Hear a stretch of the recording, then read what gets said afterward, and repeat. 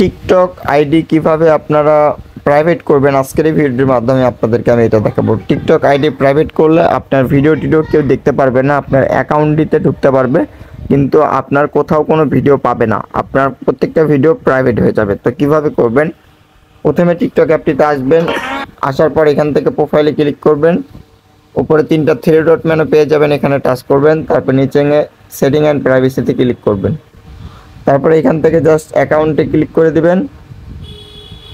তার থেকে আপনার নিচের যদি এটাতে ক্লিক করে দেন, প্রাইভেসি ক্লিক করে দেন, তারপর এখান থেকে জাস্ট আপনারা প্রাইভেট অ্যাকাউন্ট নামে একটি অপশন পেয়ে যাচ্ছেন, এখানে টাচ করবেন, তাহলে কিন্তু আপনাদের টিকটক অ্যাকাউন্টটি প্রাইভেট হয়ে যাবে। দেখতে পাচ্ছেন আমার টিকটক অ্যাকাউন্টটি কিন্তু প্রাইভেট হয়ে গেল। কেউ চাইলে কিন্তু আমার টিকটক অ্যাকাউন্টটিতে কোনো ধরনের ভিডিও দেখতে পারবে না। দেখতে পাচ্ছেন আপনাদের এখানে প্রাইভেট করার সঙ্গে সঙ্গে আপনাদের নামের পাশে একটি তালার মতন বাটন অন হয়ে যাবে।